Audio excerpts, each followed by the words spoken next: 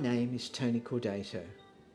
I'm a real estate lawyer, which means that I look after property transactions such as conveyancing, which is buying and selling property, mortgages, leases, easements, property developments, subdivisions, property options, property joint ventures, and vendor finance. I love looking after property investment transactions because they're a whole lot of fun. This talk is one of a series of talks called The Keys to Property Investment in Australia. Title of this talk is The Money is in the Land. Now, when you're buying a property, you buy one property, but it consists of two parts. The first part is the land. The second part is the building. So let's look at those two parts separately. The land increases in value over time because land becomes scarce. As they say, they're not making any more land. The building decreases in value over time as it grows old. It needs renovations, it needs repairs to bring it back up to date. Now, some buildings fall so out of repair that they're demolished and rebuilt.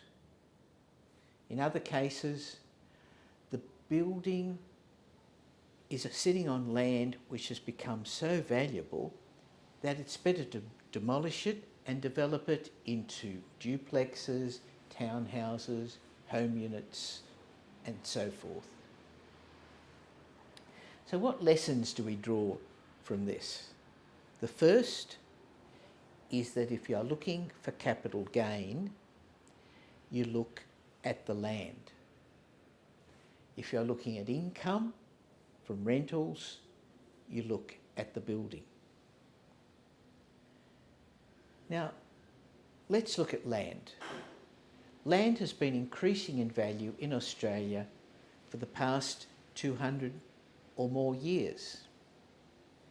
When the colony of Sydney was established 200 years ago, land was plentiful and the governor sold off acres of land, often enough for a suburb.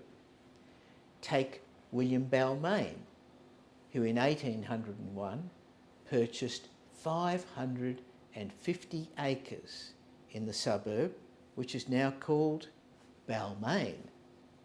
The same with Archibald Mossman. He purchased land in the suburb, which is now called Mossman. And there's Captain John Piper.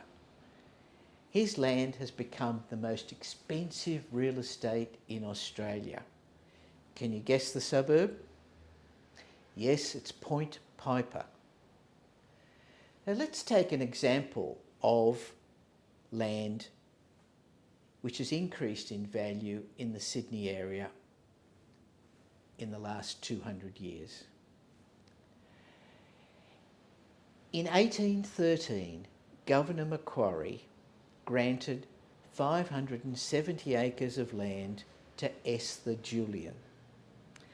The land was a long way from the Sydney CBD. It was near Bankstown, which is 22 kilometres away.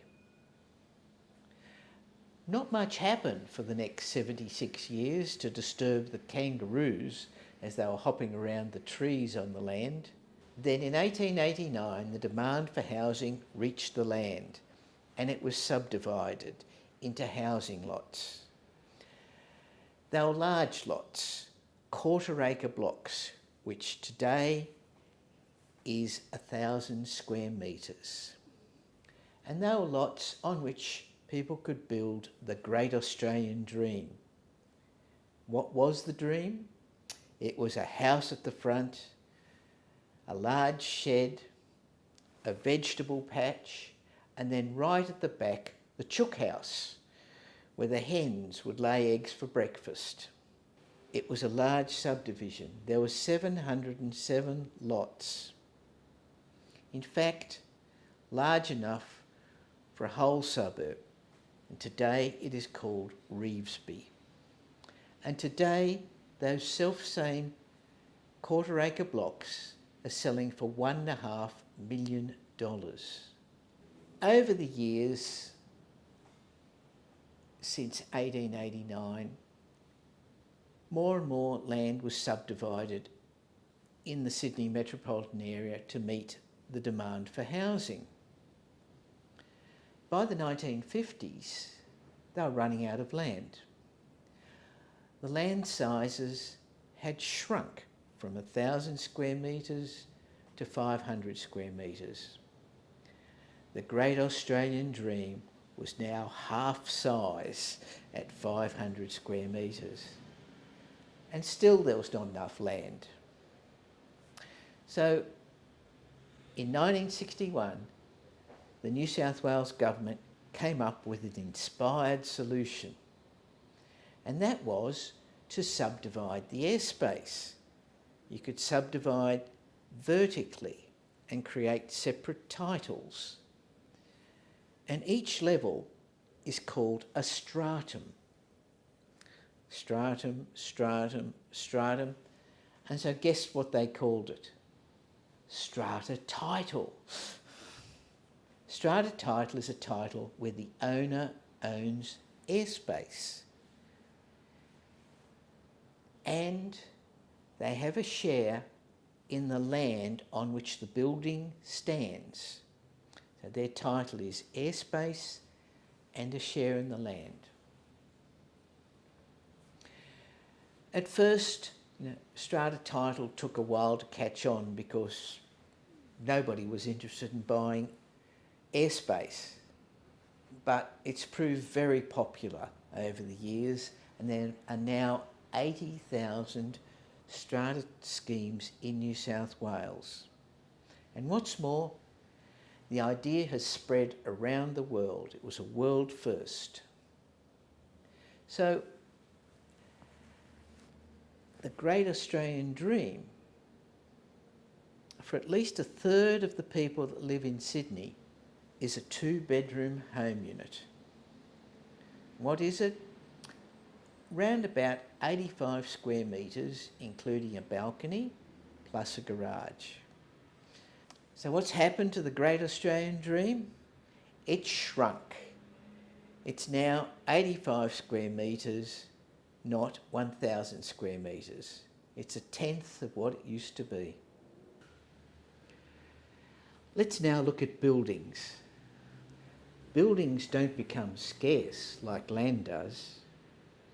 New buildings are being built all the time. Houses are being demolished, home units are being built. When you're buying a property, of course you buy the land and the building, but you don't get told how much you're paying for the land and how much you're paying for the building.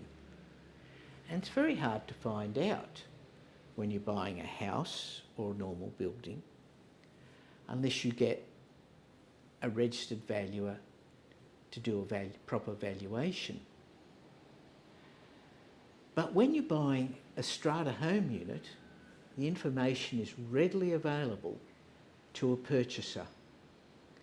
And the reason is that strata schemes are required by law to have the building valued at a minimum of every 5 years for insurance purposes.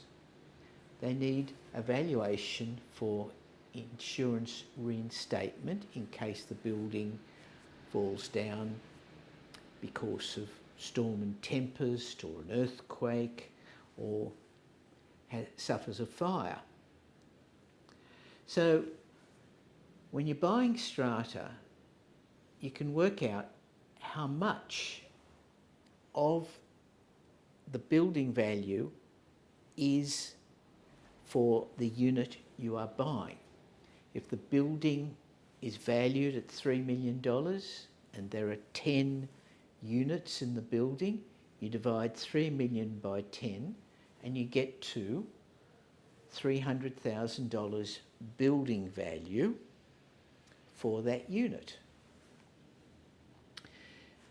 So to illustrate, I'd like to show you 4 examples of home units built in around 1970 in Sydney. They're all 2-bedroom, 1 bathroom, 1 garage home units, so we can compare like for like. What you'll notice when I go through these 4 examples is that the further away from the Sydney CBD, the less valuable the property is and the less valuable the land is. And as you get closer, the land content gets higher, but the building value doesn't change a great deal. Now let's start with a 2-bedroom home unit in this beautiful white brick block of units at Dundas, which is 21 kilometres away from the Sydney CBD. The price, $535,000. The value of the building, $434,000. So if you take away $434,000 from $535,000, we work out the value of the land is just $101,000. Not a great deal, is it? Let's move closer. Let's move to West Ryde. Here is a red brick block of units at West Ryde. West Ryde is 16 kilometres away from the Sydney CBD.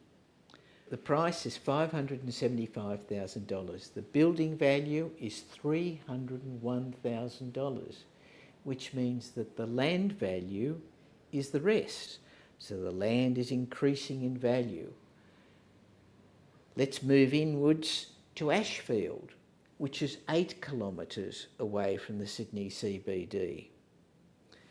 This is a yellow brick block of units.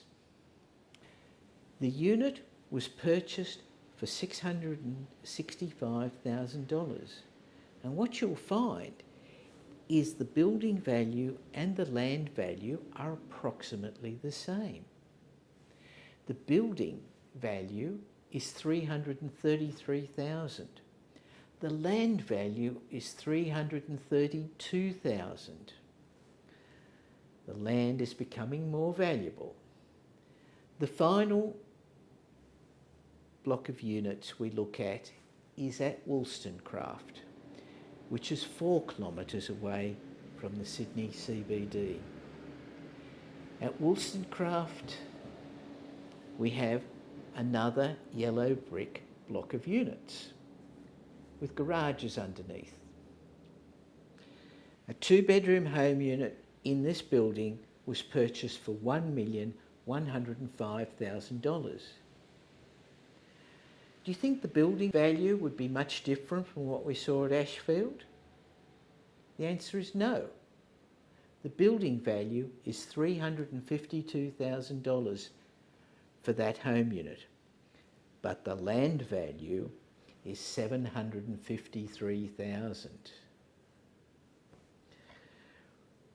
So it proves that from land value content at Dundas, 21 kilometres away from the Sydney CBD for a 2-bedroom unit, as you get closer and as you reach Wollstonecraft, it increases to $753,000. The money is in the land. Or as the real estate agents say, location, location, location.